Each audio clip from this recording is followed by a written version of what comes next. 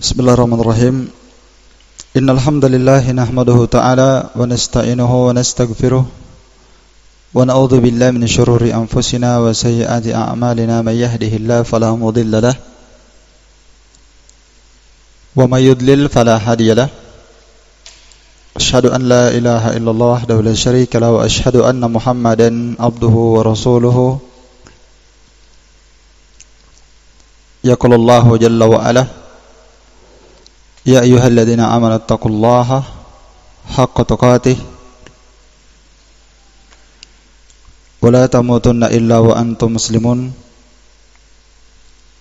Wa qawluhu ta'ala ya ayyuhalladzina amanu taqullaha wa qulu qawlan sadida yuslih lakum a'malakum wa yaghfir lakum dhunubakum wa may yuti'illaha wa rasulahu faqad faza fawzan 'azima.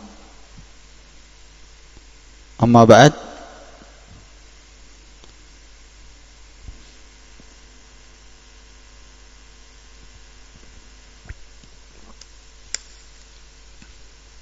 InsyaAllah ta'ala kita lanjutkan kembali kajian pembahasan kitab Minhajus Salikin wa Tawdihul Fiqhi Fid Din karya Al-Allamah Al-Faqih Abdurrahman bin Nasir As-Sa'di rahimahullahu ta'ala. Dan kita sekarang berada pada majelis yang ke-53 dari kitab ini. Taib. Masih pembahasan salat sunnah rawatib. Taib. Masih pembahasan salat sunnah rawatib.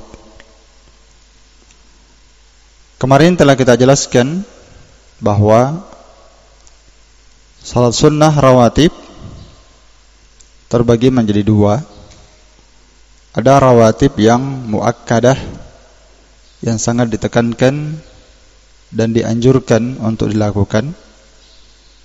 Dan ada salat sunnah rawatib yang gairu muakkadah, yang tidak muakkad, mustahab, disunnahkan, tapi tidak sebagaimana salat rawatib, salat sunnah rawatib yang muakkad. Dan telah saya bagi kemarin salat sunnah rawatib yang muakkad dan yang gairu muakkad. Salat sunnah rawatib yang muakkad adalah salat sunnah rawatib sebelum zuhur dan ba'da zuhur, kemudian ba'da maghrib, kemudian ba'da isya, dan sebelum subuh salat sunnah fajar. Dan salat sunnah yang rawatib tapi gairu muakkad, yang tidak muakkadah, adalah salat sunnah sebelum asar, dan salat sunnah sebelum maghrib, serta salat sunnah sebelum isya. Adapun salat sunnah ba'dal asar dan ba'da subuh maka dilarang. Jelas. Salat sunnah ba'dal asar, ba'da asar dengan ba'da subuh, maka hadis yang datang itu seorang itu dilarang melakukan salat sunnah. Itu waktu-waktu terlarang. Tayyib, kemarin kita sudah sebutkan salat sunnah rawatib yang paling afdal adalah salat sunnah rawatib fajar sebelum subuh. Bisa kita katakan salat sunnah sebelum subuh atau salat sunnah fajar. Ya, walaupun yang masyhur dia dikenal dengan salat sunnah fajar. Seorang yang melakukannya niatnya salat sunnah fajar, niatnya. Iya. 2 rakaat ringan. Ini yang paling afdal dari seluruh salat sunnah rawatib. Bahkan sudah saya sebutkan mana yang lebih afdal, qiyamul lail atau salat sunnah rawatib, maka sebagian besar para ulama mengatakan salat sunnah qiyamul lail lebih afdal dibandingkan salat sunnah rawatib atau salat sunnah di siang hari secara umum. Dan ada yang mengatakan bahwa salat sunnah rawatib lebih afdal. Ala kulli hal, yang penting kita menjaga kedua salat itu. Baik. Kita sudah menjelaskan salat sunnah fajar. Maka sekarang kita berpindah kepada salat sunnah zuhur. Salat sunnah zuhur salah satu aujuh, ada 3 cara untuk melakukannya, ditunjukkan dalam hadis. Di salat sunnah zuhur, qobliyah dan ba'diyah, sebelum dan setelahnya, ada 3 kaifiyat, ada 3 tata cara untuk melakukannya. Cara yang pertama bisa dilakukan 2 rakaat sebelum zuhur dan 2 rakaat setelah zuhur. Hal itu dijelaskan dalam hadis Ibnu Umar, ya. Dalam hadis Ibnu Umar sudah kita jelaskan kemarin. Naam. Iya.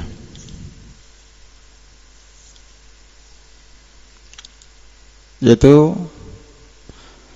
kata beliau, hafidtu an Rasulullah SAW, saya telah menghafalkan dari Nabi SAW 10 rakaat. Di situ Ibnu Umar menyebutkan 2 rakaat sebelum zuhur dan 2 rakaat ba'da zuhur. Iya. Tayyib, dan hadisnya Bukhari Muslim. Ini cara yang pertama. Tayyib, cara yang kedua 4 rakaat sebelum zuhur dan 2 rakaat ba'da zuhur. 4 rakaat sebelum zuhur dan 2 rakaat ba'da zuhur. Ini berdasarkan hadis Aisyah radhiyallahu taala anha, di mana beliau berkata, kana Nabi sallallahu alaihi wasallam la yada'u arba'an qabla zuhri. Nabi SAW tidak pernah meninggalkan 4 rakaat sebelum zuhur. Hadisnya dikeluarkan oleh Imam Al-Bukhari. Iya. Dan juga datang dalam hadis Abdullah bin Syakik radhiyallahu taala anhu, beliau berkata, sa'altu Aisyah radhiyallahu anha, saya bertanya kepada Aisyah istri Nabi radhiyallahu anha tentang salatnya Nabi sallallahu alaihi wasallam. Maka Aisyah berkata, kana yusalli qabla adh-dhuhri arba'an wa ithnatayn ba'daha. Nabi SAW biasa mengerjakan 4 rakaat sebelum zuhur dan 2 rakaat ba'da zuhur. Hadisnya dikeluarkan oleh Imam Muslim. Dan juga datang dalam hadis Ummu Habibah. Hadisnya sudah saya sebutkan kemarin, hadis Ummu Habibah, ya, di mana dia berkata, sami'tu Rasulullah SAW yaqul, aku mendengarkan Nabi SAW bersabda, ma min abdin muslim yusallillah kulla yawmin 12 raka'atan. Nabi SAW bersabda, tidaklah seorang hamba muslim salat karena Allah setiap hari 12 rakaat, tatawwu'an ghairu faridah, salat sunnah bukan wajib, kata Nabi, illa banallahu lahu baitan fil jannah, melainkan Allah akan membangunkan untuknya rumah di surga. Dalam lafaz yang lain, Ummu Habibah berkata, saya mendengarkan Rasulullah SAW bersabda, man shalla 12 raka'atan fi yaumin wa lailah. Siapa yang mengerjakan salat 12 rakaat setiap hari dan semalam, setiap hari dan setiap malam. Ini rawatib maksudnya. Karena rawatib ada yang dikerjakan di siang hari dan ada di malam hari. Siapa yang mengerjakan 12 rakaat salat sunnah setiap hari, bunyalahu bihinna baitun fil jannah, maka akan dibangunkan untuknya rumah di dalam surga. Kata Ummu Habibah, fama taraktuhunna mundu sami'tuhunna min Rasulillah. Saya tidak pernah meninggalkan 12 rakaat ini, kata Ummu Habibah, semenjak saya mendengarkannya dari Nabi sallallahu alaihi wasallam. Naam. Ini kaifiyat yang kedua, bahwa boleh seorang melakukan salat sunnah rawatib 4 rakaat sebelum zuhur dan 2 rakaat ba'daha setelahnya. Kaifiyat yang ketiga, bisa 4 rakaat sebelum zuhur dan bisa 4 rakaat setelahnya. Yaitu cara yang ketiga. Dan itu diterangkan pula dalam hadis Ummu Habibah radhiyallahu anha, dia berkata, aku mendengarkan sami'tu Rasulullah SAW yaqul, aku mendengarkan Nabi SAW bersabda, man shalla arba'a raka'at qabla dhuhri wa arba'an ba'daha harramahallahu 'alan nar. Siapa yang salat 4 rakaat sebelum zuhur dan 4 rakaat ba'da zuhur, maka Allah Ta'ala akan mengharamkan atasnya neraka. Iya. Maka Allah Ta'ala akan mengharamkan atasnya neraka. Tayyib. Jadi zahir hadis ini 4 rakaat sebelum zuhur dan 4 rakaat ba'da zuhur. Ini jika dia menjaganya ya. Jika dia apa? Jika dia menjaganya. Ya, rutin melakukannya. Namun dari hadis ini ada beberapa catatan yang perlu kita berikan. Di antaranya adalah zahir hadis yang menyebutkan 4 rakaat. Tadi ada beberapa lafaz Nabi SAW melakukan 4 rakaat sebelum zuhur, tidak pernah meninggalkannya. Dan juga disebutkan dalam hadis Ummu Habibah, siapa yang menjaga 4 rakaat sebelum, 4 rakaat setelahnya. Ya. Hadis yang semisal ini kita katakan itu ada terjadi khilaf, apakah dilakukan 4 rakaat langsung ataukah dikerjakan 2 rakaat 2 rakaat. Ya. Dikerjakan 2 rakaat 2 rakaat. Itu ada khilaf. Tayyib.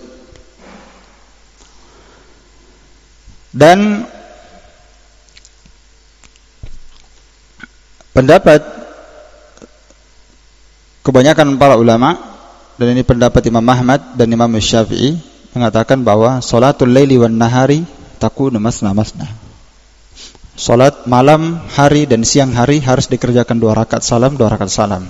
Itu pendapat Imam Ahmad dan Imam Syafi'i, dan itu yang dipegang oleh mayoritas para ulama ya. Iya. Taib. Adapun Imam Abu Hanifah, beliau memberikan pilihan. Salat sunnah khusus di siang hari kata beliau, maka mukhayyar. Khusus di siang hari. Salat 4 rakaat diberikan pilihan. Bisa dia kerjakan yusalli rak'atain, bisa dia kerjakan 2 rakaat 2 rakaat. Bisa arba'an 4 rakaat 4 rakaat. Iya. 4 rakaat 4 rakaat. Iya.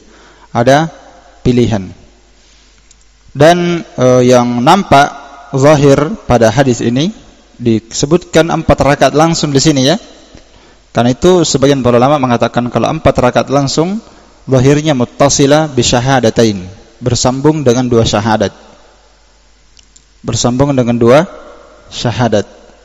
Iya. Tanpa ada pemisah salam. Iya. Jadi fatuaddi ka salatir rubaiyah. Jadi dia kerjakan seperti salat rubaiyah. 2 kali syahadat, maksudnya 2 kali tasyahud. Iya. Ini zahir hadis. Dan memang ada khilaf di kalangan para ulama. Sebab mereka khilafnya sebenarnya itu dibangun di atas hadis.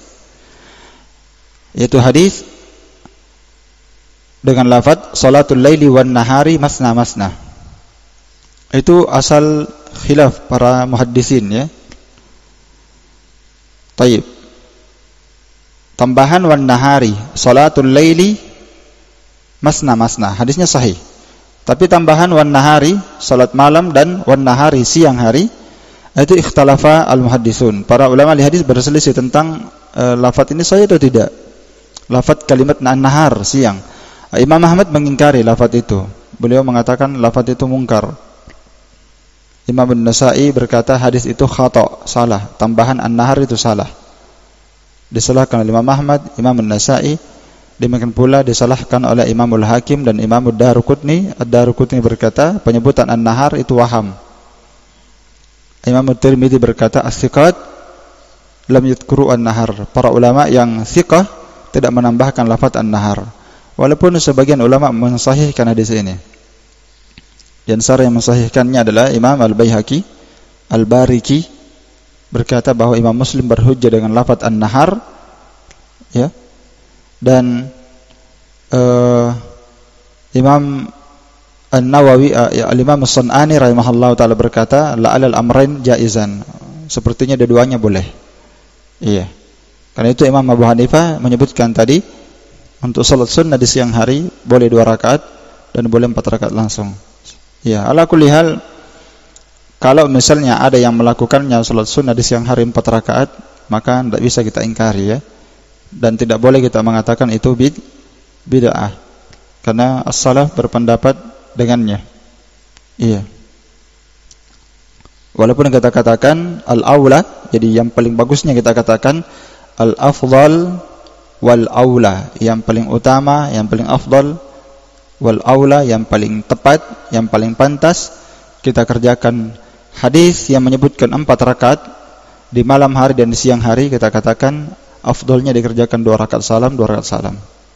Jelas? Itu yang paling tepatnya. Iya. Karena ada indikasi menyebutkan 4 rakaat itu memang ada hadis-hadis yang menyebutkannya secara tafsil. Seperti hadis Ali bin Abi Thalib, akan datang nanti ya. Kata Ali bin Abi Thalib radhiyallahu taala anhu, kana Rasulullah SAW yusalli qabla al-asri arba'an. Adalah Nabi SAW itu biasa salat sunnah sebelum asar 4 rakaat, kata Ali. Yafsilu baina kulli rak'ataini bit taslim 'alal malaikal muqarrabin 'alal malaikatil muqarrabin wan nabiyyin wal mursalin wa man tabi'ahum minal mu'minin wal muslimin. Kata Ali, Nabi SAW biasa mengerjakan salat sunnah 4 rakaat sebelum asar. Beliau memisahkan antara setiap 2 rakaat, Nabi pisahkan dengan salam. Ya? Nabi pisahkan dengan salam. Iya, dan ini insyaallah taala yang lebih tepat. Kerjakan 2 rakaat salam, 2 rakaat salam. Namun kalau dia mau kerjakan 4 rakaat langsung sekali-kali, la ba'as. Boleh saja. Ya. Dan caranya tadi ya bisa dengan 2 kali tasyahud seperti dia kerjakan salat wajib. Iya. Kemudian faedah yang kedua tentang salat sunnah zuhur, yaitu mengqadha salat sunnah zuhur. Mengqadha salat sunnah zuhur.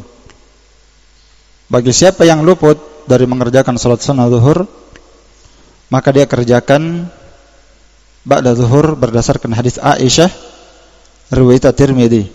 Anna Nabi sallallahu alaihi wasallam kana idza lam yusalli arba'an qabla dhuhri sallahunna ba'daha. Kata Aisyah radhiyallahu anha, sesungguhnya Nabi SAW apabila beliau tidak salat 4 rakaat sebelum zuhur, maka beliau mengerjakannya ba'daha, setelahnya. Kalimat ba'daha ini berselisih para ulama tentang ba'daha. Apakah ba'daha ini setelah salat zuhur mubasyaratan, langsung dia kerjakan salat sunnah rawatib yang dia qadha ketinggalan tadi, ya. Nanti setelah itu dia kerjakan salat sunnah ba'da zuhur, ataukah setelah ba'da zuhur dia salat sunnah ba'diyah dulu baru dia mengqadha. Iya. Datang dalam sebagian riwayat, ada sebagian riwayat lafaz mengqadha setelah zuhur di situ, namun lafaz itu dianggap mungkar oleh Asy-Syaikh Al-Albani rahimahullah, yaitu dalam lafaz shallahunna ba'da rak'atain ba'da zuhri. Nabi SAW apabila tidak salat sunnah 4 rakaat sebelum zuhur, beliau kerjakan ba'da zuhur. Lafaznya di situ shallahunna, beliau kerjakan mengqadha itu ba'da rak'atain, setelah dia kerjakan 2 rakaat ba'da zuhur ba'da zuhri. Namun lafaz ini mungkar, lemah. Kalau seandainya ini hadis sahih, tentu disyariatkan setelah salat sunnah ba'da zuhur. Kan itu Asy-Syaikh Al-Albani berpendapat mutlak, boleh dia kerjakan salat sunnah yang dia qadha sebelum zuhur, ba'da zuhur boleh dia kerjakan secara mutlak. Secara mutlak. Ya, mungkin yang belum maksudkan di sini secara mutlak ba'da zuhur mubasyaratan, langsung. Karena lafadznya zahirnya Nabi mengqadhanya setelah salat zuhur, shallahunna ba'daha. Nabi mengerjakannya ba'da zuhur. Ya. Dan dalam masalah ini sebenarnya ada fiqh wasi', ada keluasan. Syekh Ibnu Utsaimin mengatakan boleh dikerjakan sebelum salat sunnah rawatib ba'da zuhur, ya. Yakni dia qadha dulu baru salat sunnah ba'diyah ba'da zuhur. Dan boleh dia mengqadanya setelah salat sunnah ba'di. Setelah dia salat sunnah ba'di zuhur baru dia mengqadanya. La ba'as, enggak ada masalah. Ya. Kemudian tambahan faedah lagi tentang masalah salat sunnah rawatib zuhur ini, bagi seorang yang luput meninggalkan salat sunnah ba'da zuhur, ketinggalan, apakah dia masih bisa mengqadanya? Jawabannya na'am. Jadi kalau dia ketinggalan salat sunnah qabla zuhur, sebelum zuhur, boleh dia mengqadanya ba'da zuhur, boleh pas setelah salat zuhur, dan boleh setelah salat sunnah ba'da zuhur. Kalau dia ketinggalan salat sunnah ba'diyah zuhur, maka dia boleh mengqadanya. Ya, ketika uzurnya hilang kata para ulama. Walaupun ba'da asar. Walaupun ba'da asar. Hal ini berdasarkan hadis Ummu Salamah bahwa dia melihat Nabi SAW salat sunnah 2 rakaat ba'dal asar. Wa qad naha dzalik, padahal Nabi melarang hal itu. Iya kan? Tidak boleh salat sunnah ba'da asar, ya kan? Namun Ummu Salamah istri Nabi melihat Nabi mengerjakan salat sunnah ba'da asar 2 rakaat. Maka Ummu Salamah bertanya tentang 2 rakaat itu. Maka Nabi menjawab, ya bintu Abi Umayyah, ya ini Ummu Salamah, sa'alti anir raka'atain ba'dal asar, anti bertanya tentang 2 rakaat ba'da asar. Fa innahu atani unasu min bani Abdul Qais, sungguh tadi saya kedatangan tamu dari bani Abdul Qais, fasyagaluni anir raka'atain allatain ba'da zuhri, maka dia menyibukkan saya, merepotkan dan menyibukkan saya dari mengerjakan 2 rakaat ba'da zuhur. Ini saya tidak sempat mengerjakan salat sunnah ba'da zuhur. Fahumahatan. Inilah ya 2 rakaat itu tadi. Dikerjakan ba'da apa? Ba'da asar. Iya, sejumlah para ulama mengatakan bahwa orang yang luput mengerjakan salat sunnah ba'da zuhur karena sibuk atau karena ada sebab, karena lupa, boleh dia mengqadanya kapan? Idza zala uzruhu, kalau hilang uzurnya. Kapan? Terserah, walaupun ba'da asar bisa. Kapan hilang uzurnya maka dia kerjakan. Jelas?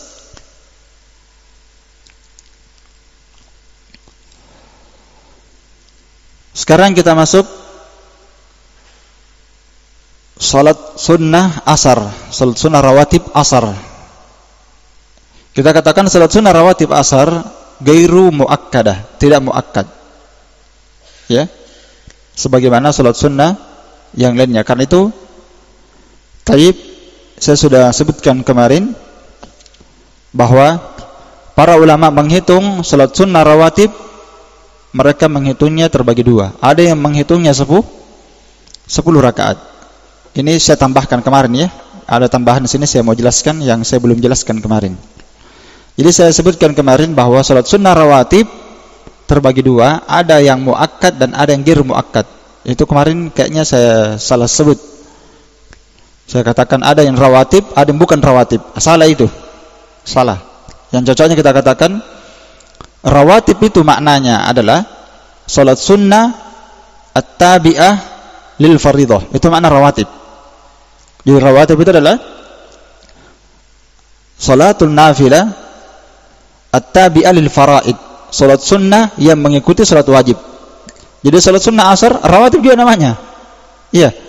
Salat sunnah sebelum asar rawatib juga namanya karena dia mengikuti salat wajib. Sama dengan salat sunnah sebelum maghrib, salat sunnah sebelum isya. Itu rawatib juga namanya, tapi ghairu muakkadah.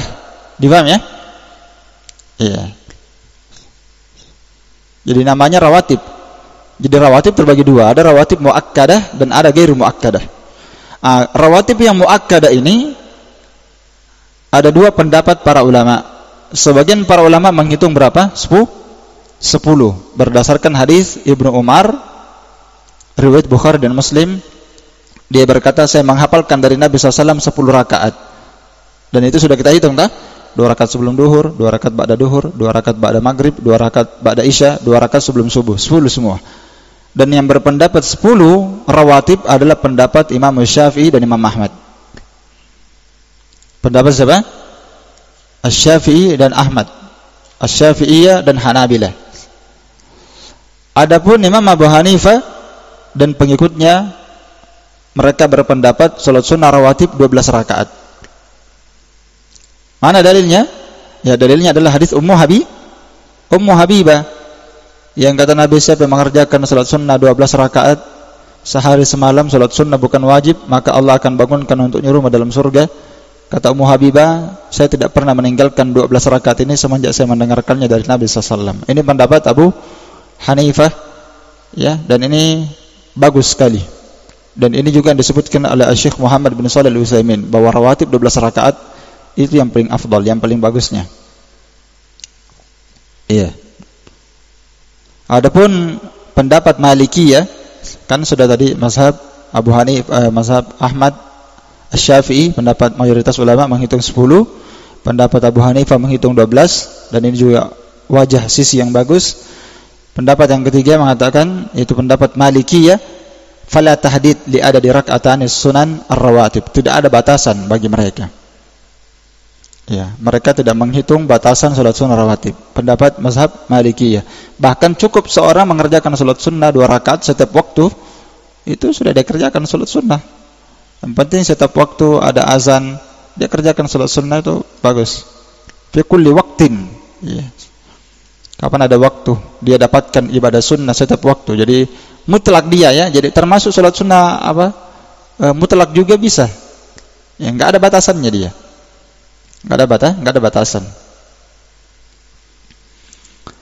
Tayyib. Kemudian satu lagi saya mau tambahkan, ya, jangan sampai saya lupa karena banyak sekali yang mau diucapkan di sini. Saya pernah baca faedah dari Syekh bin Baz rahimahullah taala tentang salat sunnah rawatib zuhur, ya. Kan ada 3 cara tadi, ada 2 rakaat sebelum, 2 rakaat setelah. Ada 4 rakaat sebelum, 2 rakaat setelah, ya kan? Ada 4 rakaat sebelum, ada 4 rakaat setelah. Yang afdal seorang itu mengambil ratibah, kebiasaan yang bagus, kebiasaannya saja, yang mana yang dia semangat. Iya. Kalau dia semangat, lagi semangat dia, kan? Lagi semangat dia kerjakan 4 bisa. Iya. Cuma dia mengambil ratibah lebih bagus. Dia ambil ratibah yang paling bagus di sini, 4 sebelum, 2 setelah. Itu yang paling bagus. Diambil kebiasaan 4 sebelum, berapa? 2 setelah. Itu yang paling bagus. Karena dia masuk dalam hadis Ummu Habibah tadi, 12 rakaat yang dibangunkan rumah di surga. Namun kalau dia lemah, kata Syekh bin Baz, kalau dia lagi agak futur-futur, maka dia kerjakan 2 sebelum, 2 setelah. Itu faedah dari beliau. Kalau dia semangat lagi, dia kerjakan 4 sebelum, 2 setelah. Kalau masih semangat, dia kasih cukup 4 ba'da zuhur, 4. Jadi seorang itu beribadah melihat kondisinya, kata beliau. Dia lihat kondisinya. Baik, kita berpindah kepada salat sunnah asar. Tentang salat sunnah asar, salat sunnah asar ini menurut pendapat yang tepat, dia adalah salat sunnah rawatib, namun ghairu muakkadah, ya. Dia ghairu muakkadah, lakin yustahab, akan tapi disunnahkan dia mengerjakannya. 2 cara, bisa dikerjakan 2 rakaat sebelum asar dengan niat salat sunnah rawatib qabla al-asar. Ya, jadi rawatib niatnya, karena dia salat sunnah rawatib, ya kan? Rawatib artinya apa? Yang mengikuti salat wajib. Dia bisa berniat salat sunnah rawatib qabla al-asar, bisa 2 rakaat, dan bisa dia kerjakan sebelum asar 4 rakaat. 2 itu ada hadisnya semua. Adapun hadis tentang 2 rakaat, hadisnya ada, ya. Hadis umum, baina kulli adanain salatun. Sudah lewat kemarin hadis-hadisnya. Antara 2 azan, yakni antara azan dan qomat, ada 2 rakaat. Boleh dikerjakan bagi siapa yang mau. Adapun 4 rakaat, itu diterangkan dalam 2 hadis. Diterangkan dalam hadis Ibnu Umar dan diterangkan dalam hadis Ali bin Abi Thalib. 4 rakaat. Adapun dalam hadis Ibnu Umar, ya, rahimallahu mar'an shalla qabla al-asri arba'an. Semoga Allah taala merahmati seorang hamba, dia mengerjakan salat sunnah qabla al-asr, sebelum asar 4 rakaat. Dalam hadis Ali bin Abi Thalib juga sudah diterangkan, saya bacakan tadi, bahwa Nabi SAW mengerjakan salat sunnah sebelum asar 4 rakaat, kemudian beliau memisahkan 2 rakaat salam, 2 rakaat salam. Hadisnya tadi sudah lewat. Jelas ini? Adapun salat sunnah ba'da asar enggak ada. Kecuali riwayat yang merupakan kebiasaan Nabi SAW saja. Saya bacakan hadisnya. Di sini tambih catatan penting. Aisyah radhiyallahu taala anha berkata, "Rak'atani lam yakun Rasulullah SAW yada'uha sirran wala alaniyah." Ada 2 rakaat yang Nabi SAW tidak pernah meninggalkannya. Tidak di kondisi sir, ya, tidak tampak, tidak pula di kondisi terang-terangan. Nabi tidak pernah meninggalkannya, yaitu 2 rakaat sebelum sholat subuh, yaitu sholat sunnah fajar, wa rak'atani ba'dal asar, dan 2 rakaat ba'da asar. Hadisnya ini dikeluarkan oleh Imam Al-Bukhari. Jadi kata Aisyah, Nabi tidak pernah meninggalkan 2 rakaat sebelum subuh dan 2 rakaat ba'da asar. Bukankah Nabi melarangnya? Datang dalam lafaz yang lain, Aisyah radhiyallahu anha berkata, "Ma tarakan Nabi as-sajdataini ba'dal asr indi qattu." Ya, dalam hadis riwayat Al-Bukhari, Aisyah berkata, Nabi SAW tidak pernah meninggalkan 2 kali sujud. Maksudnya 2 rakaat. Nabi tidak pernah meninggalkan salat sunnah 2 rakaat ba'dal asar, 2 rakaat ba'da asar indi, di sisi saya, di rumahnya Aisyah. Nabi tidak pernah meninggalkannya. Qattu, sekalipun tidak pernah. Jadi ini rutinitas Nabi nih. Ba'da asar 2 rakaat, ba'da asar 2 rakaat. Dan ini kebiasaan Nabi SAW ba'da asar, kata para ulama, merupakan min khasa'isin Nabi sallallahu alaihi wasallam. Itu catatan penting. Salat sunnah 2 rakaat yang Nabi tidak pernah meninggalkannya ba'da asar, itu min khasa'isin Nabi, kekhususan Nabi SAW, kama dzakara katsirun min ahli ilmi, sebagaimana yang disebutkan oleh mayoritas para ulama. Bisa dilihat dalam kitab Fathul Bari jilid 2 halaman 77. Bisa dicari penjelasan beliau bahwa itu adalah kekhususan Nabi SAW, salat sunnah ba'da asar. Ya, tidak boleh ada yang mencontoh hal itu. Dan ini karena memang Aisyah berkata, Nabi SAW itu apabila beliau sudah mengerjakan satu ibadah, itu beliau tidak pernah lagi meninggalkannya. Itu kebiasaan Nabi SAW. Ya, Nabi SAW itu kalau punya ratib kebiasaan sebuah ibadah, Nabi tidak tinggalkan. Beda dengan kita. Maka Nabi SAW pernah berkata kepada sahabat Abdullah bin Amr ibn al-As, "Ya Abdullah, la takun misla fulan." Wahai Abdullah, jangan antum seperti fulan. Kana qiyamul lail, tadinya dia rajin qiyamul lail, fatarakahu, lalu dia tinggalkan. Ya. Maka Nabi SAW tidak pernah meninggalkan salat sunnah ba'da asar ini, dan itu kekhususan beliau. Kemudian kita berpindah kepada salat sunnah rawatib maghrib. Adapun salat sunnah rawatib qabla al-maghrib, maka kita katakan dia adalah rawatib tapi ghairu muakkadah, tidak terlalu ditekankan. Boleh dikerjakan bagi siapa yang mau, tapi jangan dirutinkan. Jangan dirutinkan, dijadikan sebagai kebiasaan terus-menerus seperti dia perkara yang rawatib muakkadah yang lainnya. Jangan. Karena itu datang dalam hadis Abdullah bin Mughaffal al-Muzani, Nabi SAW bersabda, "Shallu qabla al-maghrib, shallu qabla al-maghrib, shallu qabla al-maghrib liman syaa." Hadis riwayat Al-Bukhari. Salatlah kalian sebelum maghrib, kata Nabi.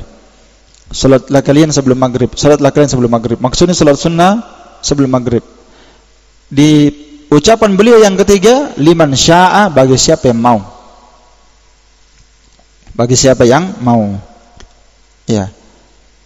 Seakan-akan karahiyatu ayattakhidhan nas sunnatan ratibah, seakan-akan beliau tidak menyukai seorang manusia menjadikannya sebagai sunnah rawatib yang terus-menerus dilakukan. Datang juga dalam hadis Anas bin Malik.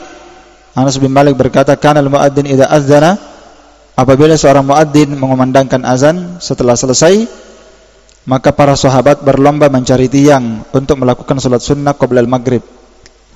Dan para sahabat senantiasa berada dalam perkara ibadah itu sampai Nabi SAW keluar menjumpai mereka. Ya, taib. Sampai Nabi SAW keluar menjumpai mereka, sementara mereka sholat sunnah 2 rakaat sebelum maghrib. Ini kebiasaan para as-salaf, sahabat. Dan salat sunnah rawatib, salat sunnah sebelum maghrib ini dilakukan, disunnahkan, diringankan. Ya, jangan diberat, sama seperti salat sunnah fajar, diringankan berdasarkan zahir hadis yang disebutkan tadi. Iya. Dan ada hadis lain, baina kulli adzanain salatun, itu juga hadisnya. Antara azan dan qomat ada salat sunnah.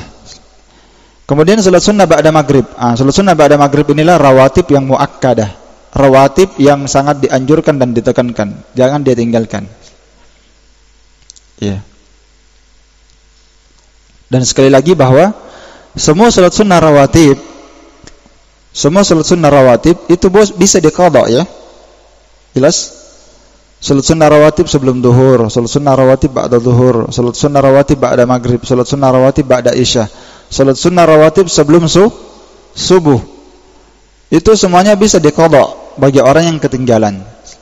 Ya, diqadha sampai uzurnya hilang. Ya. Itu faedah. Adapun salat sunnah ba'da maghrib tadi sudah kita bahas, dia termasuk rawatib dan dia masuk dalam hadis Ibnu Umar. Ya kan? Ibnu Umar berkata, saya menghafalkan dari Nabi SAW sekian rakaat. Ya, hanya saja lafaz Ibnu Umar disebutkan ba'da maghrib dikerjakan Nabi di rumahnya. Sama dengan ba'da isya. Salat sunnah rawatib ba'da isya dan ba'da maghrib Nabi kerjakan di mana? Di rumahnya. Dan tentang salat sunnah ba'da maghrib diterangkan juga dalam hadis Aisyah dan juga diterangkan dalam hadis Ummu Habibah yang sudah berlalu. Iya, sudah lewat tadi, ya. Makanya kita katakan, ya, satu tambahan faedah lagi, atau nanti, ya, insyaallah di akhirnya nanti saya bahas ini. Iya. Sekarang salat sunnah. Taib, salat sunnah ba'da maghrib ini dianjurkan untuk membaca Qul ya ayyuhal kafirun rakaat pertama dan Qul huwallahu ahad rakaat kedua. Itu sebagaimana hadis Abdullah bin Mas'ud riwayat At-Tirmidzi, Ibnu Majah. Hadisnya di sahihkan oleh Syekh Al-Albani rahimahullah, ya.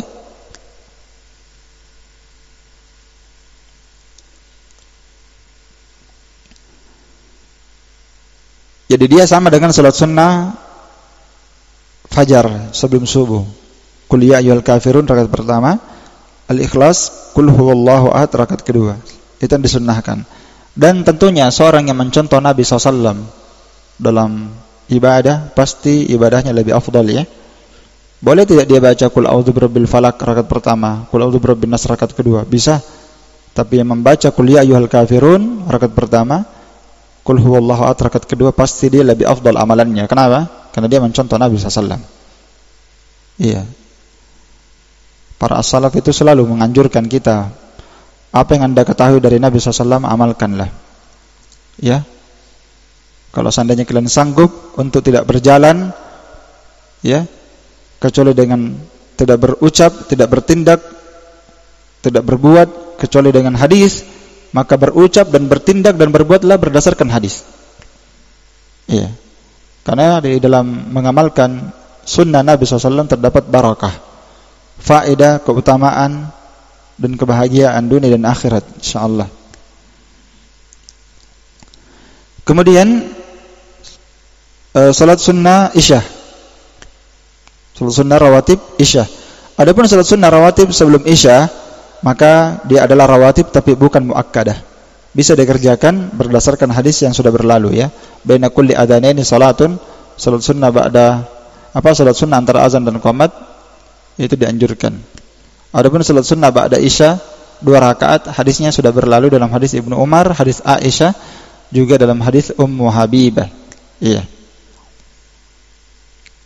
Juga dalam hadis Ummu Habibah. Taib. Kemudian tentang masalah salat sunnah ini, ikhwani fiddin, tambahan catatan, salat sunnah itu paling afdalnya dikerjakan di rumah. Iya. Yang paling afdalnya dikerjakan di mana? Dikerjakan di rumah. Kan itu datang dalam hadis Ibnu Umar tadi, riwayat Bukhari dan Muslim, bahwa Nabi SAW mengerjakan salat sunnah ba'da maghrib di rumahnya Dan Nabi mengerjakan salat sunnah ba'da Isya juga di rumahnya. Iya. Juga di mana? Di rumahnya. Baik. Dan memang datang dalam hadis Aisyah yang panjang. Datang dalam hadis Aisyah, kata Aisyah radhiyallahu taala anha dalam hadis Abdullah bin Syakik, saya bertanya kepada Aisyah tentang salatnya Nabi SAW. Salat sunnahnya dia tanyakan. Maka Aisyah menjelaskan bagaimana salat sunnahnya Nabi SAW. Kata Aisyah, Nabi SAW salat di rumahku sebelum duhur 4 rakaat. Jadi Nabi kerjakan di rumah ini lafadznya ya. Jadi Nabi SAW salat sunnah di rumahku 4 rakaat sebelum duhur. Thumma yakhruju fa yusalli bin nas. Setelah itu beliau keluar mengimami manusia. Salat apa? Zuhur. Thumma yadkhulu fa yusalli rak'atain. Lalu setelah itu beliau masuk ke rumah, kerjakan 2 rakaat ba'da zuhur. Wa kana yusalli bin nas al-maghrib. Dan Nabi SAW mengimami manusia salat maghrib. Di sini tidak dibahas asar ya. Tidak dibahas asar. Karena memang rawatib itu zuhur dan maghrib, isya dan subuh. Setelah itu Nabi SAW salat mengimami manusia salat maghrib. Thumma yadkhulu fa yusalli rak'atain. Setelah itu masuk ke rumah dan dia kerjakan 2 rakaat ba'da maghrib. Wa yusalli bin nas al-isya. Lalu Nabi mengerjakan salat isya berjamaah bersama manusia. Setelah itu masuk ke rumahku, kata Aisyah, lalu dia kerjakan 2 rakaat. Ya, dia kerjakan 2 rakaat. Maka zahirah di sini jelas sekali bahwa yang afdal seorang mengerjakan salat sunnah di mana? Di rumahnya. Dan datang dalam hadis pula, ayuhan nas sallu fi buyutikum, wahai sekalian manusia, salatlah kalian di mana? Di rumah-rumah kalian. Fa inna afdalas salati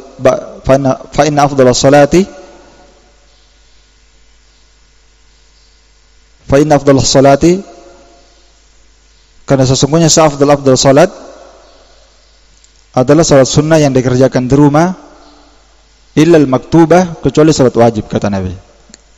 Iya, kecuali salat apa? Wajib.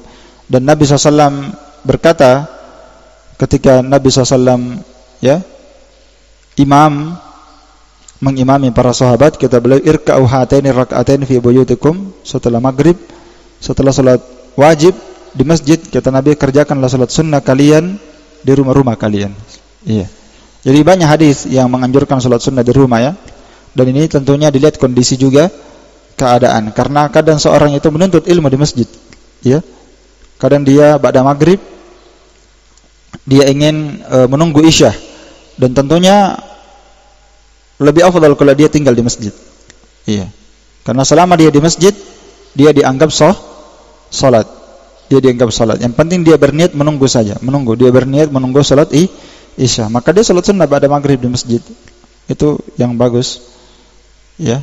Dan dia lihat kondisi dan keadaannya. Kadang juga salat sunnah di rumah, kadang seorang tidak khusyuk karena diganggu oleh anak-anaknya. Jadi dia lihat kondisinya. Kalau anaknya misalnya banyak, setiap orang lebih tahu kondisi keadaannya.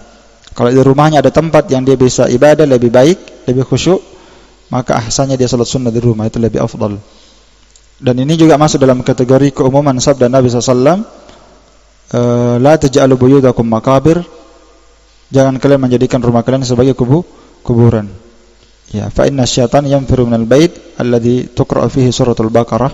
Sesungguhnya syaitan lari dari rumah apabila dibacakan surah Al-Baqarah. Di sini Nabi menganjurkan kita untuk memperbanyak ibadah sunnah di rumah, supaya syaitan itu tidak berkerumun di rumah. Tayyib, selesai pembahasan salat sunnah rawatib. Nah, sekarang kita masuk pembahasan yang baru, yaitu tentang pembahasan bab, dilihat bukunya di matan. Qala Asy-Syaikh Abdurrahman bin Nasir As-Sa'di rahimahullahu taala, bab sujudus sahwi wat tilawah wasyukur.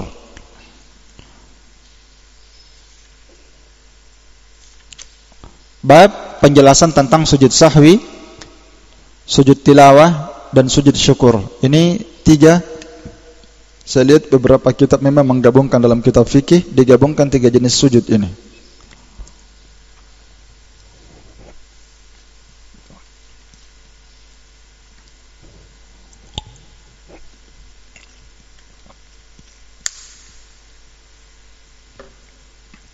yaitu tentang pembahasan sujud sahwi, sujud tilawah, dan sujud syukur. Sujud sahwi artinya ya makna globalnya ya, sebelum saya rinci.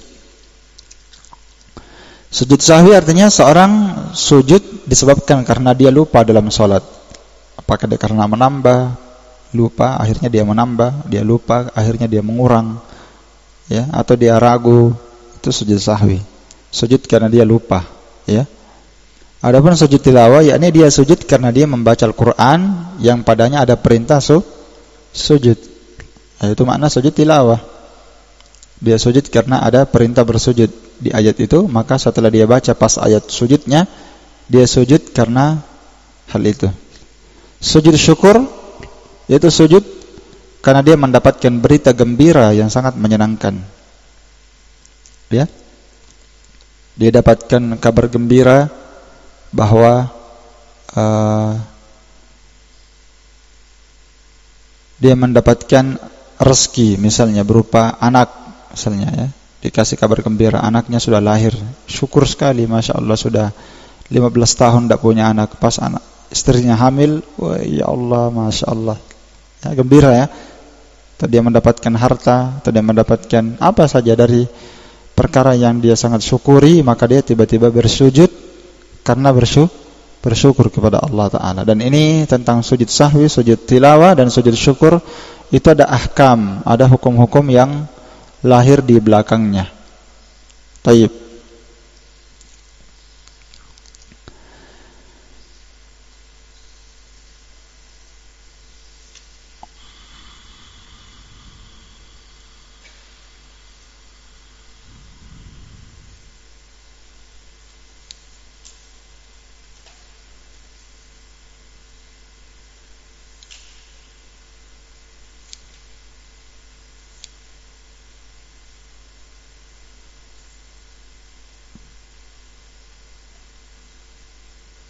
Nah, di sini As-Sa'di rahimahullahu taala, beliau pertama menjelaskan tentang pembahasan sujud sahwi, ya. Nanti kedua beliau membahas sujud tilawah. Kemudian yang ketiga beliau akan membahas sujud syukur. Ya, yang pertama beliau akan membahas sujud sahwi, ya. Taib. Sujud sahwi ini agak panjang pembahasannya, dan sujud sahwi ini adalah pembahasan sangat penting sekali.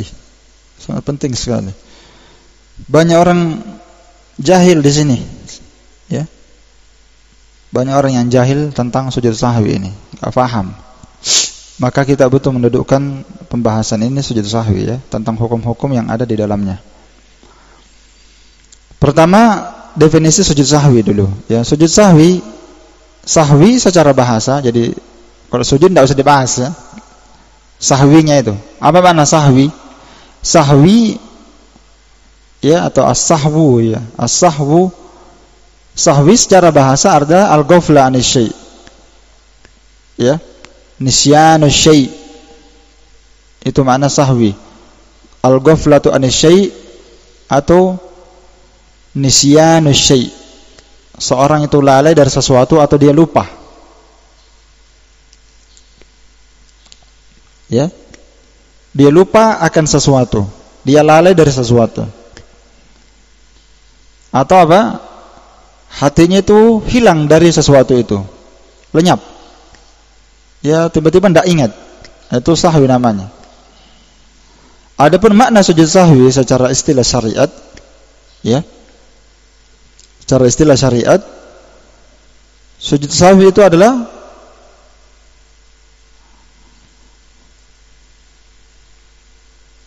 al-ghaflatu an syai'in fis shalah. Itu seorang yang lupa atau lalai dari sesuatu dalam salat. Iya. Itu seorang yang lupa atau lalai sesuatu dalam salat. Karena lupa itu nanti kan dia menambah, ya kan? Karena lupa itulah dia mengurang. Jadi dia lupa atau lalai dari sesuatu di dalam sholat. Iya. Maka dia mengerjakan sujud sahwi itu 2 kali sujud di akhir salat. Iya. Maka dia pun mengerjakan apa? Karena dia tadi lupa lalai dari sesuatu dalam salat, maka dia pun sujud sahwi 2 kali. Jadi sujud sahwi itu 2 kali ya. Dia melakukan sujud sahwi 2 kali. Di mana? Fi akhir shalah, di akhir salat.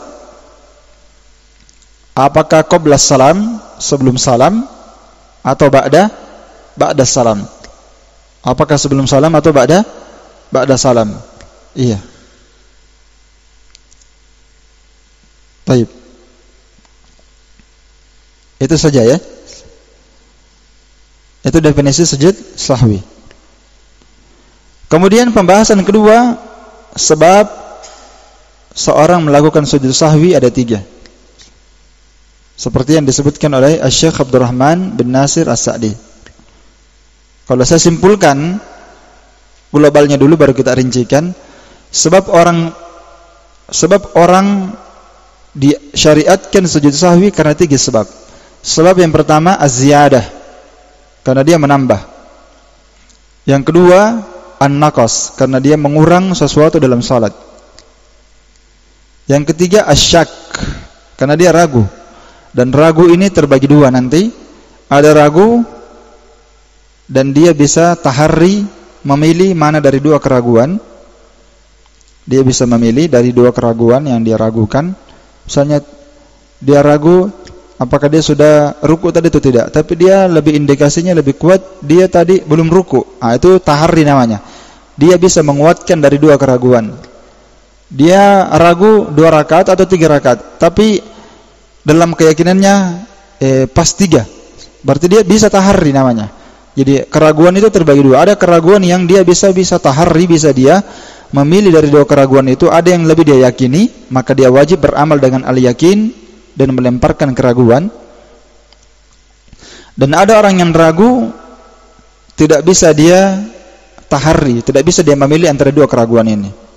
Mungkin karena 50-50, atau mungkin keraguannya lebih besar dibandingkan yakinnya. Jelas? Ya mungkin 50-50, 50-50. Ya, 2-3, 2-3, 2-3. Seimbang. Itu 50-50. Atau mungkin karena wahamnya, ya, keraguannya lebih besar dibandingkan apa? Dibandingkan ya yakinnya. Ini namanya dhannul marju, ya. Sangkaan yang lemah. Bahasa lainnya waham. Ya, lemah. Ya, lemah dia di situ. Itu bukan waham ya. Syak ya, masuk dalam kategori syak. Sangkaannya lemah. Ini 3 sebab tadi orang melakukan disyariatkan sujud sahwi. Jadi 3 sebab sujud sahwi, karena menambah, karena mengurang, atau karena apa? Ragu. Kata Sa'di rahimahullah ta'ala, wa huwa masyru'un, sujud sahwi disyariatkan apabila zadal insan. Ini dia. Ini tempat yang pertama namanya az-ziyadah. Ini tempat yang pertama. Apabila seseorang itu menambah fi salatin, dalam salatnya. Baik dia menambah ruku, lihat bukunya. Atau sujudan, atau dia menambah apa? Atau dia menambah sujud. Atau qiyaman, atau dia menambah berdiri dalam salat. Atau qu'udan, atau dia menambah duduk di dalam salat. Iya. Atau dia menambah duduk dalam salat. Sahwan, dia melakukannya karena dia lupa. Dia menambah karena lupa. Tambah ruku lupa ya. Dia tambah sujudnya karena lupa. Dia tambah berdiri 5 rakaat lupa. Dia tambah duduk, harusnya 2 kali duduk, dia tambah duduknya lagi. Ya. Semua itu dilakukan karena apa? Karena lupa. Ya. Hal ini sebagaimana diterangkan, maka orang yang menambah seperti ini, ya, para ulama berkata dia sujud sahwinya ba'da salam. Kalau dia menambah. Jadi sebenarnya para ulama itu khilaf ya. Kalau dia menambah dalam salat, kapan sujud sahwinya?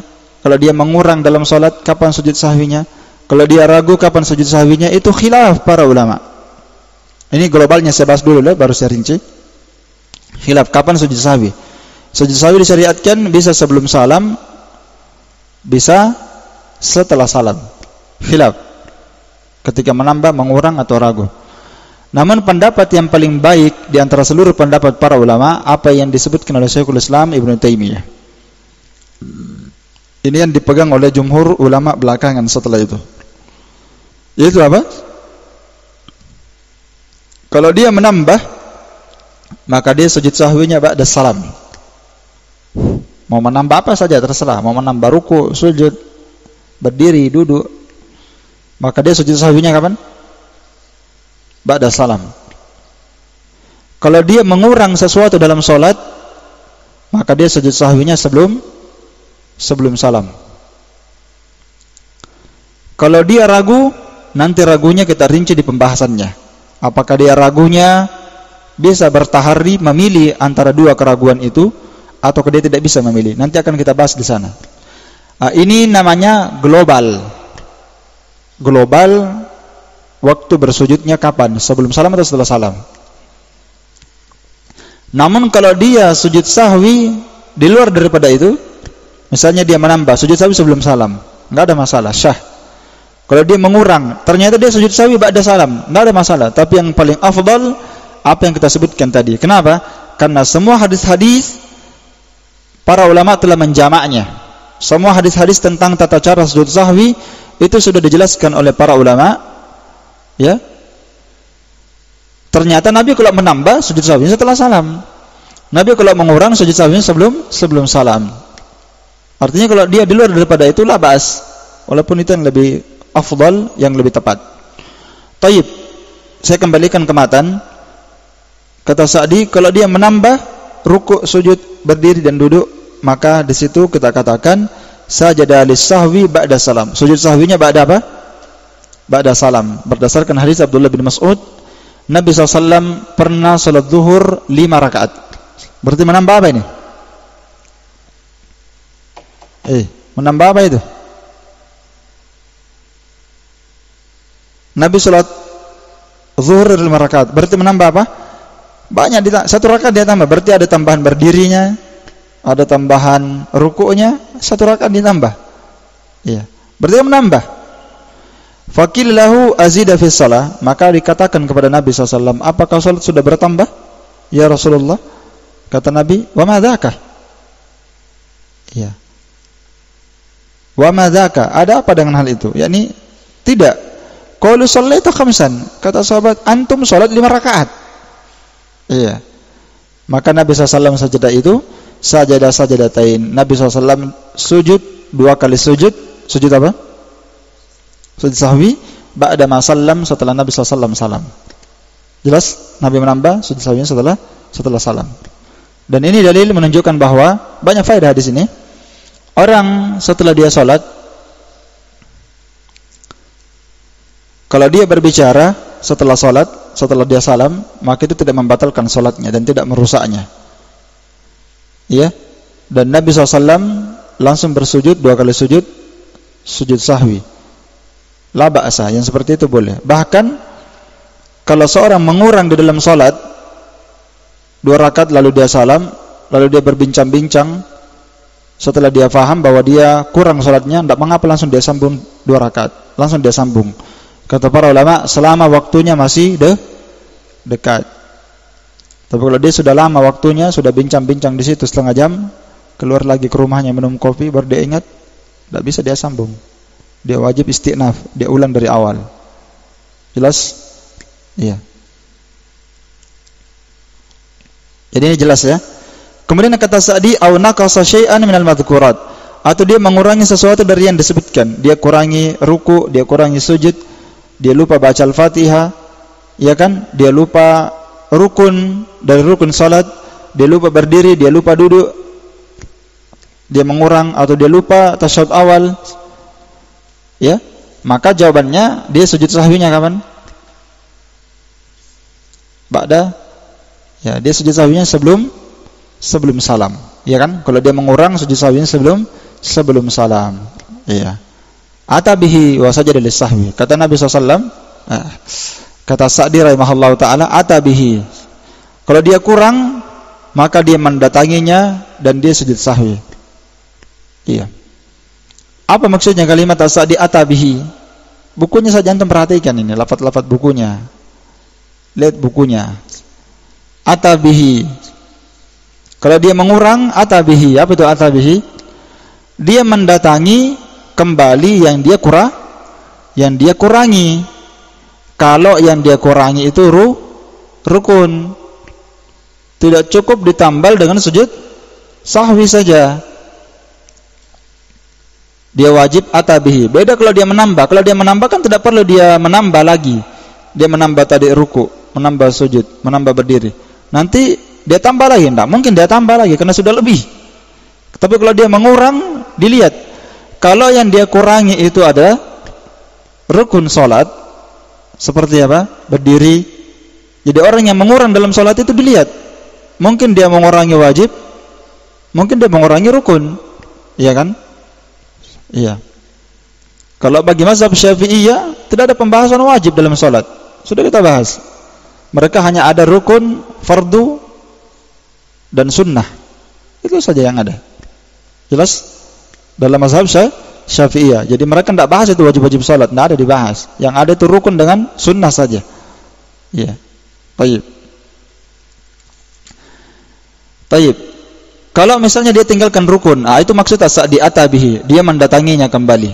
Maksudnya dia tambah. Kalau dia kurangi berdiri, berarti dia tambah 1 rakaat. Iya kan? Misalnya dia lupa ruku di rakaat pertama. Nanti dia ingat rakaat keempat. Maka yang seperti ini wajib atabihi, dia wajib mendatanginya kembali. Ini dia tambah berapa? 1 rakaat. Iya. Walaupun dia tinggalkan 2 rukun dalam 1 rakaat, maka tetap dia tambah 1 rakaat. Misalnya dia lupa baca Al-Fatihah, dia lupa juga ruku. Berarti berapa rukun dia tinggalkan? 2. Langsung dia sujud. Iya kan? Berarti dia tinggal 2 rukun. Maka ini tetap dikatakan tetap dia tambah 1. Kecuali kalau dia tinggalkan 2 rukun di 2 rakaat, maka dia bayar 2 rakaat. Dia lupa baca Al-Fatihah rakaat pertama, dia lupa ruku rakaat kedua, dia ingat rakaat keempat.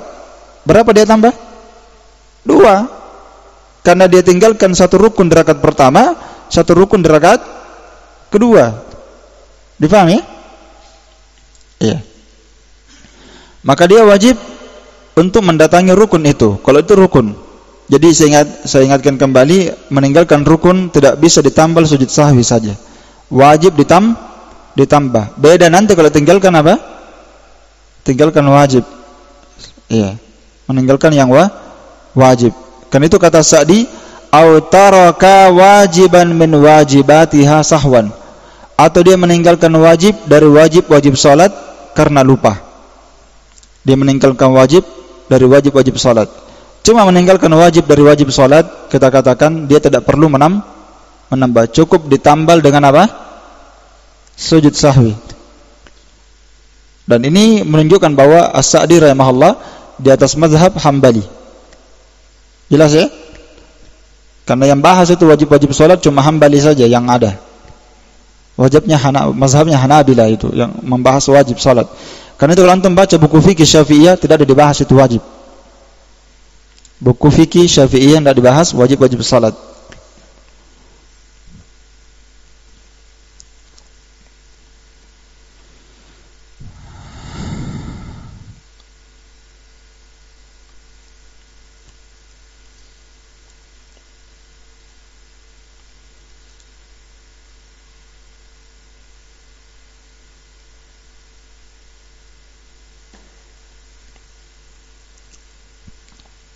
Kalau meninggalkan wajib, maka dia wajib menambalnya sujud sahwi.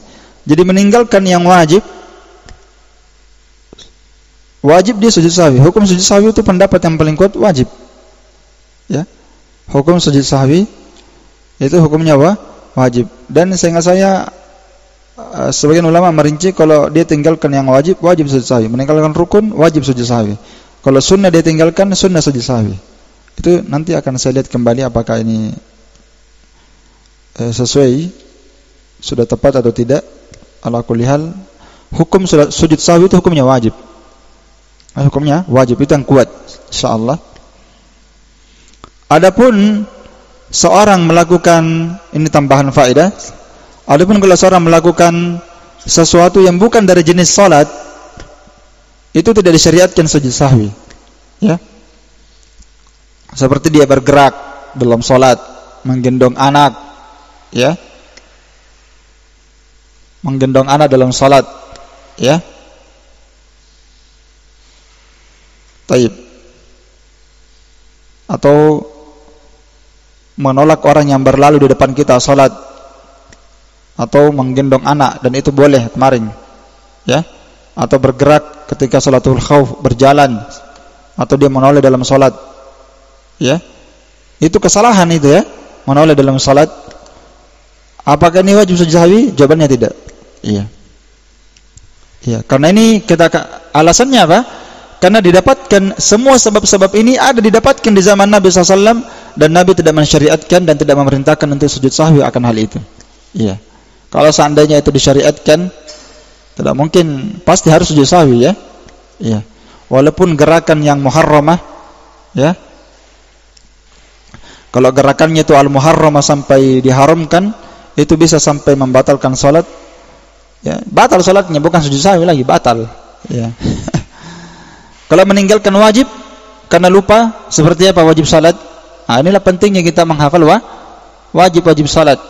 Seperti sujud sahwi, seperti tasyahud awal, ya. Meninggalkan tasyahud awal, duduk tasyahud awal juga wajib. Maka dia meninggalkan wajib, berarti dia mengurang dalam salat. Maka dia dianjurkan untuk melakukan sujud sahwi kapan? Kalau dia mengurang, sebelum salam, ya. Dan itu cukup sujud sahwi, bisa ditambah langsung sujud sahwi sebelum salam, dan itu sudah cukup. Hal itu berdasarkan hadis Abdullah bin Buhainah, bahwa kata sahabat Abdullah bin Buhainah, kami salat bersama Nabi SAW 2 rakaat min ba'di salawat, dari sebagian salat. Tsumma qama falam yajlis. Lalu Nabi SAW bangkit rakaat ketiga, Nabi tidak duduk tasyahud awal. Faqama an-nasu ma'ah. Maka kaum muslimin bangkit semua bersama Nabi SAW, tidak ada tasyahud awal. Falamma qada salatahu, ketika Nabi sudah menyelesaikan salatnya, wa nadharna taslimahu, dan kami menunggu Nabi salam, kami tunggu. Ternyata kabbar, Nabi bertakbir, fa sajada sajadatain, lalu Nabi sujud sahwi 2 kali sujud, wa huwa jalisun qabla taslim, dan Nabi melakukan itu di kondisi duduk sebelum salam. Tsumma sallam, setelah itu Nabi SAW salam. Jadi setelah Nabi sujud sahwi 2 kali, setelah sujud apa dilakukan? Salam. Ini faedah, catatan, bahwa seorang yang sudah sujud sahwi, baik sebelum salam maupun ba'da salam, tidak disyariatkan lagi dia tasyahud. Ya, itu catatan. Tidak disyariatkan lagi apa? Tasyahud, kata para ulama. Jadi jangan misalnya dia sebelum salam, dia sujud sahwi, dia tasyahud lagi baru salam. Ya, keliru, ya. Hadis yang barusan saya baca tadi dalam hadis Abdullah bin Buhainah, riwayat Bukhari dan Muslim. Iya.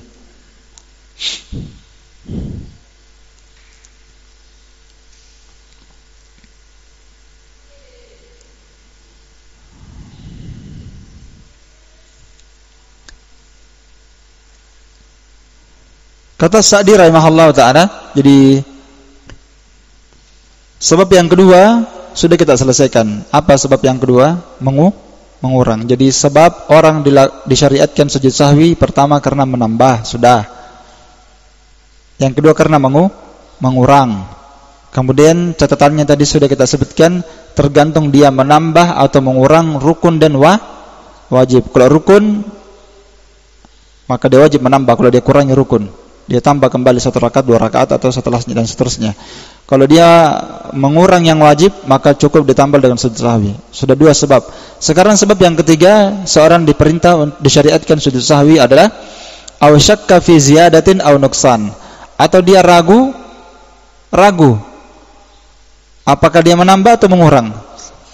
Iya. Dia ragu. Baik. Dia bimbang, Ya. Maka orang yang bimbang seperti ini, orang yang ragu dalam salatnya seperti ini, ya, tidak lepas dari dua keadaan. Mungkin dia bisa merajihkan salah satu dari dua perkara. Yakni bisa dia tahari, sudah saya sebutkan tadi ya.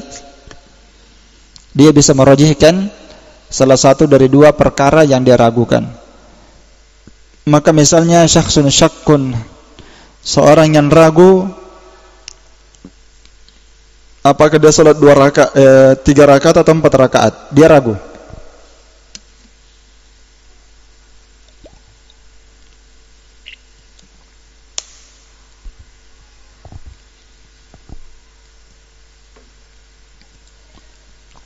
Akan tetapi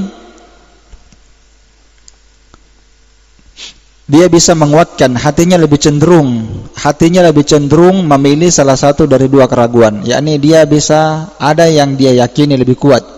Ya, katalah misalnya 70-30.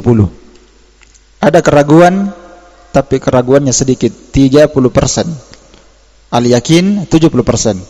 Ini namanya tahari, bisa dia menguatkan, hatinya lebih cenderung dan lebih condong kepada apa yang dia kuatkan. Maka orang seperti ini diamalkan kaidah al-yakin la yazul bisyak. Dipakai dalil itu, kaidah itu ya. Ya, maka dia membangun salatnya di atas apa yang dia yakini, apa yang hatinya condong kepadanya. Ya. Terus nanti sujud sahwinya kapan? Kalau dia yakin dari dua keraguan, dia bisa membangun keyakinan dari dua keraguan itu, ada yang bisa dia pilih, ada yang hatinya lebih cenderung, maka nanti dia sujud sahwinya ba'da salam. Itu dicatat penting. Kalau dia bisa tahari, mana yang lebih yakin? Dia sujud sahwinya ba'da salam. Ini berdasarkan mengamalkan hadis Abdullah bin Mas'ud. Berdasarkan hadis Abdullah bin Mas'ud, riwayat Bukhari dan Muslim. Nabi SAW bersabda, "Idza syakka ahadukum fi salatih." Apabila salah seorang di antara kalian ragu di dalam salatnya, falyataharra. Ini namanya tahari. Kata Nabi, maka hendaklah dia bertahari as-shawab, mana yang lebih benar, lebih dia yakini dalam hatinya. Ya, kalau dia bisa bertahari seperti ini, falyutimma alaihi. Dia sempurnakan salatnya, setelah itu dia salam. Setelah dia salam salat, lalu dia sujud 2 kali sujud. Berarti dia sujud sahwinya kapan? Setelah salam. Ini kalau dia tahari ya. Kalau dia bisa tahari dari 2. Ya. Dan ini adalah pendapat katsirun minas salaf wal khalaf. Ini adalah pendapat mayoritas ulama as-salaf dan ulama belakangan. Ulama dulu maupun ulama belakangan. Iya. Dan ini mazhab Al-Hanafiyah. Iya. Dan salah satu riwayat dari mazhab Al-Hanabilah, dan ini yang dipilih oleh Syekhul Islam ya. Dan ini yang dipilih oleh Syekh ya. Ya, Syekhul Islam Ibnu Taimiyah, mungkin dia maksudkan di sini Imam Ibnu Khuzaimah, wa huwa ikhtar Syekh. Ibnu Khuzaimah juga menguatkan pendapat ini, Ibnu Munzir, Ibnu Hibban dan Syekhul Islam Ibnu Taimiyah dan selainnya. Iya. Plus kondisi kedua orang yang ragu, yaitu seorang yang ragu dia tidak bisa merajihkan antara dua perkara yang dia ragukan. Hatinya tidak bisa cenderung, hatinya tidak bisa condong kepada salah satu keduanya. Bimbang, ini namanya bimbang. 3, 4, 3, 4, 3. Kayaknya 4. Bimbang. Tidak bisa dia kuatkan, tidak bisa dia rajihkan salah satu dari dua yang dia ragukan. Maka orang yang bimbang seperti ini tidak bisa dia menguatkan antara 3 dan 4, antara menambah dan mengurang, maka dia mengambil mana yang paling yakin dari keduanya yang dia ragu padanya. Kalau dia bimbang 2, 3, mana yang meyakinkan? Ayo, dia bimbang 2, 3, mana yang lebih meyakinkan, 2 atau 3? Pasti 2 itu sudah meyakinkan. Kalau dia ragu 3, 4, mana yang meyakinkan? Pasti 3 kan? jumlah yang lebih sedikit pasti lebih meyakinkan. Kenapa? Karena antara 3 dan 4 dia bimbangi, dia ragukan, pasti 3 ini sudah pasti, sedangkan 4 ini belum pasti. Ya kan? Ya. Mungkin 3, mungkin 4. Mana yang lebih yakin? Ya pasti yang lebih kurang. 2, 3, pasti 2 lebih yakin, karena 2 ini sudah pasti, sedangkan 3 ini belum pasti. Maka diambil jumlah yang sedikit. Maka seorang yang bimbang, ragu dari 2 perkara yang dia tidak bisa merojihkannya, hatinya tidak bisa cenderung kepadanya, maka diambil jumlah yang paling sedikit dan dia sujud sahwinya kapan? Sebelum salam. Kalau dia ragu, bisa dia memilih, hatinya bisa cenderung dia rojihkan dari 2 pilihan, maka dia sujud sahwinya ba'da salam. Kalau dia ragu, tidak bisa dia memilih, maka dia ambil jumlah terkecil, ya, maka dia sujud sahwinya sebelum salam. Iya. Ini berdasarkan hadis Abu Sa'id Al-Khudri. Naam. Berdasarkan hadis Abu Sa'id Al-Khudri, Rasulullah SAW bersabda, "Idza syakka ahadukum," ya, apabila salah seorang di antara kalian ragu, itu akan disebutkan hadisnya nanti oleh Sa'di rahimahullah. Apabila salah seorang di antara kalian ragu di dalam salatnya, falam yadri kam shalla, dia tidak tahu berapa rakaat dia kerjakan sudah salat, asalasan am arba'an, apakah 3 rakaat atau 4 rakaat, falyatrah asyak, maka caranya dia lemparkan keraguan itu, waliyabni ala mastaiqan, dan dia membangun, ya, di atas apa yang dia yakini, ya. Summa yasjud sajadatain, lalu dia sujud 2 sujud qabla an yusallim, sebelum dia salam.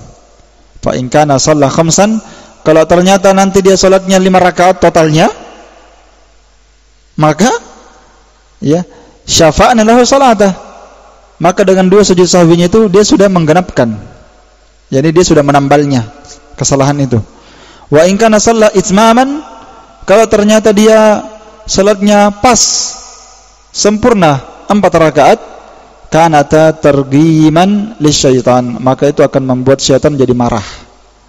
Targiman, jengkel, syaitannya jadi jengkel. Jadi ini jelas sekali ya, insyaallah taala. Jadi kita bacakan keterangan As-Sa'di rahimahullah taala. Wa qad thabata anna sallallahu alaihi wasallam qama li tasyahhudil awal.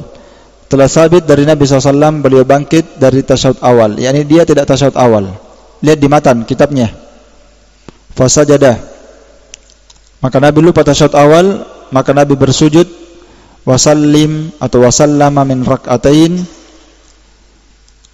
maka Nabi SAW sujud. Maksudnya sujud di sini sujud sebelum salam. Iya. Nabi SAW sujud sebelum salam. Itu di sini takdirnya ini fasajada, ada takdirnya ya. Saya ulang kembali, lihat bukunya, matanya, lihat bukunya. Sabit dari Nabi SAW, beliau salat bangkit dari tasyahud awal. Maksudnya dia tidak tasyahud awal ya. Fasajada, maka Nabi bersujud. Maksudnya sajada qabla an yusallim. Nabi sujud sebelum salam. Maksudnya sujud sahwinya sebelum salam. Wa sallama min rak'ataini min adh-dhuhri, dan Nabi pernah salam dari 2 rakaat dari salat duhur dan asar. Maksudnya Nabi kerjakan duhur 2 rakaat. Lihat bukunya. Nabi kerjakan duhur 2 rakaat, asar 2 rakaat. Karena Nabi salam dari salat 2 rakaat. Harusnya keempat. Ya, Nabi salam dari salat duhur 2 rakaat. Nabi salam dari salat asar 2 rakaat. Berarti Nabi kerjakan cuma 2 saja. Ini namanya mengurang rakaat, mengurang tasyahud awal. Semua bentuk mengurang, maka dia nanti sujud sahwinya sebelum salam. Cuma dilihat, kalau dia mengurang wajib, cukup ditambah sujud sahwi. Kalau dia mengurang rukun, maka dia wajib menambahnya. Fatamma ma wasajada lis-sahwi, maka Nabi SAW pun menyempurnakannya. Dan sujudnya, beliau pun melakukan sujud sahwi. Itu diterangkan dalam hadits Abu Hurairah, riwayat Bukhari Muslim. Wa salat dhuhra khamsan, Nabi pernah salat duhurnya 5 rakaat. Faqila lahu, dikatakan kepada beliau, azidatis shalah. Ini hadisnya sudah lewat tadi. Apakah salat sudah bertambah? Kata Nabi, wa madzaka, hal itu tidak terjadi. qalu shallaita khamsan. Kata mereka, antum salat 5 rakaat ya Rasulullah.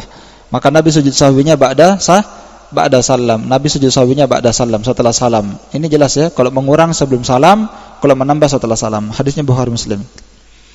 Kemudian Nabi SAW juga bersabda, idza syakka ahadukum fi sholati. Hadisnya sudah dibaca tadi ya? Iya, hadisnya sudah dibaca. Iya.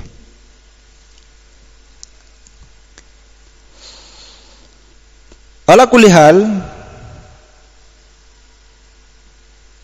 para ulama menyebutkan faedah.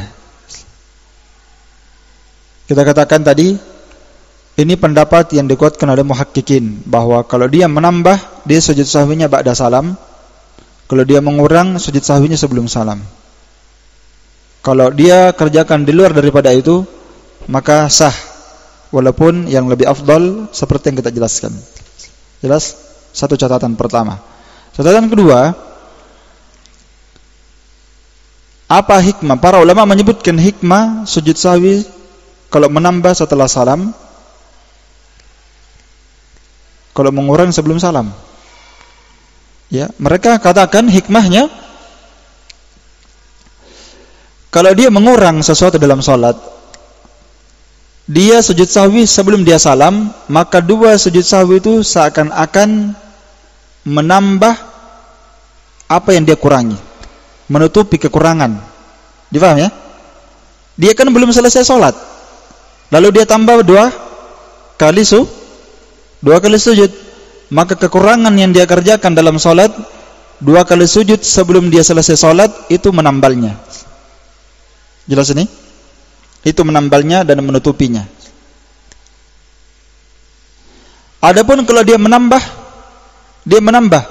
berarti kan dia bikin kesalahan. Iya. Dia bikin apa? Dia bikin kesalahan tanpa disengaja. Maka dia sujud sahwinya setelah apa? Setelah salam. 2 sujud sahwi ini sebagai menambal kesalahan dia. Bisa dipaham? 2 sujud sahwi itu untuk menambal kesalahannya dan kesalahannya dalam salat. Nah, ini yang disebutkan oleh para ulama yang pernah kita baca ya. Yang pernah kita baca. Baik.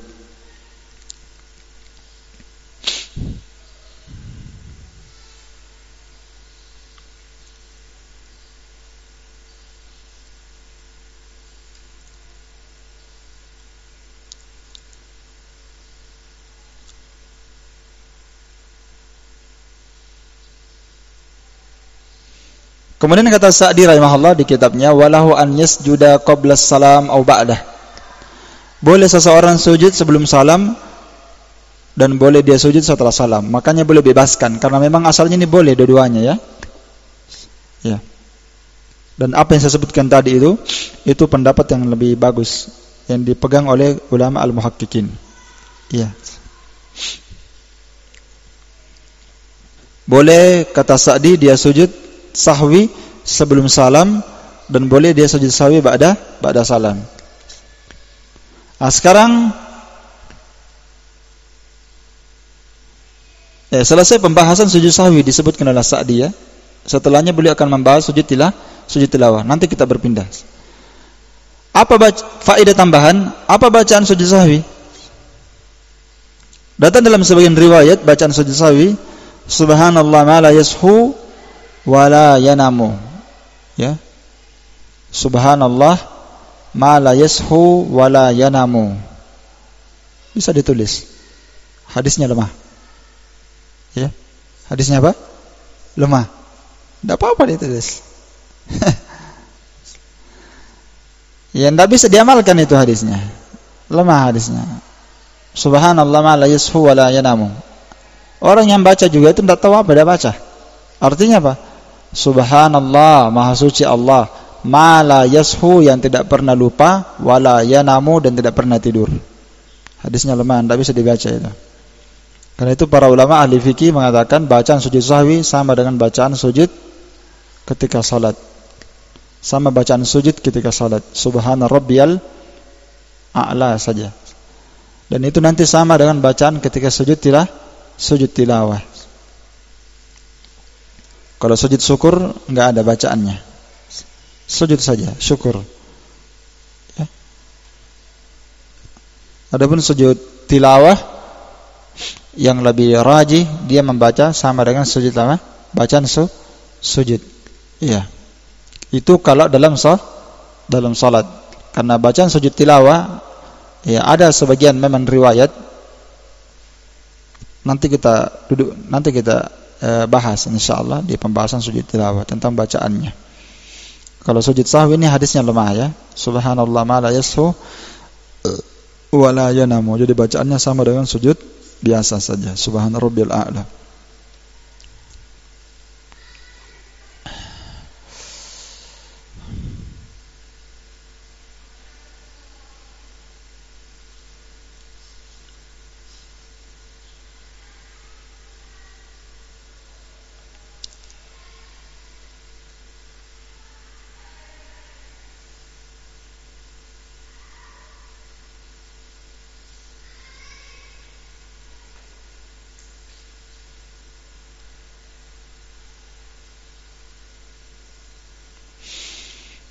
Di sini saya sebutkan satu faedah lagi di tambahan di syarah kitab Ghayatul Muqtasidin di halaman 279 ada faedah di situ.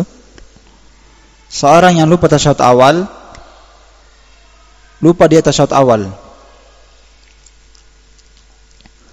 maka dia tidak lepas dari dua kondisi. Kan tasyahud awal rakaat kedua mau bangkit ke rakaat ketiga. Orang yang lupa tasyahud awal ada dua kondisi keadaan. Yang pertama, ya, dia tidak ingat tasyahud awal kecuali dia sudah sempurna berdiri. Paham? Jadi dia bangkit ke rakaat ketiga. Dia tidak ingat kecuali dia sudah apa? Ya tadil qaiman. Dia sudah sempurna apa? Berdiri. Maka orang yang seperti ini kondisinya disyariatkan dia ya untuk melanjutkan salatnya. Tidak boleh dia kembali lagi. Yahrumur ruju', tidak boleh dia kembali. Ya. Apakah dia sudah mulai membaca Al-Fatihah ataukah belum dia mulai baca Al-Fatihah? Jelas sudah berdiri, Allahu Akbar, sudah sempurna berdiri. Baru dia ingat, maka tidak boleh dia kembali. Jelas? Ini berdasarkan hadis Abdurrahman Ibn Syamashah Asy-Syamasah. Dia berkata, "Shalla bina Uqbah ibn Amir." Faqama wa alaihi julus. Uqbah bin Amir salat mengimami kami. Faqama.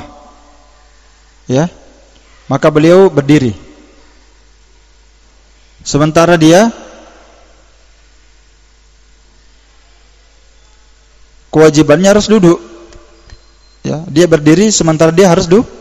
Sementara kewajibannya dia harus duduk. Maka orang di belakangnya berteriak, "Subhanallah. Subhanallah." Falam yajlis, beliau tidak duduk. Iya. Beliau tidak apa? Tidak duduk. Dan Uqbah bin Amir ini sahabat ya. Falamma faraga min salati sajada sajadatain. Maka ketika beliau selesai salat, beliau sujud 2 kali sujud. Dalam kondisi beliau masih duduk. Faqala, lalu setelah itu beliau berkata, "Inni sami'tukum taquluna subhanallah." Saya dengarkan antum semua berkata subhanallah. Kaima ajlis wa laysa tilka sunnatan. Innama sunnatul lati sana'tuhu. Maka saya tidak duduk, kata beliau, karena itu bukan sunnah. Yang sunnah itu seperti yang saya buat. Iya. Iya, seperti apa yang saya lakukan. Hadisnya dikeluarkan oleh Ibnu Abi Syaibah. Ya. Dan disahihkan oleh Imamul Hakim, Ibnu Hibban dan Syekh Al-Albani rahimahullahu taala. Jadi kalau orang sudah berdiri sempurna seperti ini, kecuali dia belum sempurna berdiri, boleh dia kembali duduk. Ini yang kedua. Iya. Ini yang kedua, yaitu seorang yang dia mengingat bahwa dia belum tasyahud. Sedangkan dia belum sempurna berdiri, maka wajib bagi dia untuk kembali. Iya. Kenapa dia wajib kembali? Karena dia melantarkan dan meninggalkan wajib salat. Iya. Sedangkan dia belum berpindah kepada rukun yang setelahnya. Jadi kenapa dia tidak boleh kembali? Kenapa boleh kembali? Itu sebabnya karena apa? Karena salat itu ada namanya rukun. Dan setiap salat itu masing-masing sudah ada tempatnya. Berdiri rukun sendiri, ruku rukun sendiri, duduk tasyahud wajib sendiri. Jadi kalau dia harusnya duduk tasyahud awal, kemudian dia berdiri sempurna sudah, maka itu namanya dia sudah berpindah ke rukun yang lain. Dipaham ya? Dia sudah berpindah ke rukun yang lain. Itu sebabnya tidak boleh dia kembali. Dia sudah berpindah ke rukun yang lain. Kalau dia kembali lagi ke bawah, itu namanya dia menambah rukun. Ya tidak. Boleh kembali. Karena dia sudah berdiri tadi. Tuh? Dan berdiri ini rukun salat atau bukan? Rukun. Kalau dia kembali duduk, berarti dia menambah apa? Dia menambah rukun. Makanya dia tidak usah berpindah ke bawah lagi. Ya, tidak usah dia kembali. Kecuali dia belum sempurna berdirinya, Allah turun, Allahu Akbar, kembali turun ke bawah. Nggak jadi berdiri. Iya. Taib.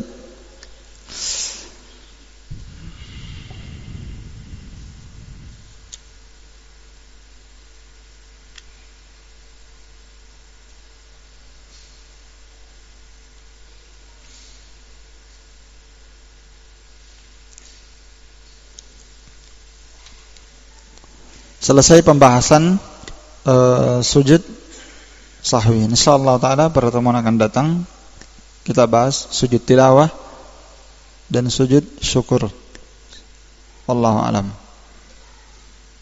Naktafi bihadzal qadar. Subhanakallahumma wa bihamdik asyhadu an la ilaha illa anta astaghfiruka wa atubu ilaik. Walhamdulillahirabbil alamin. Tafadhal barakallahu fiikum.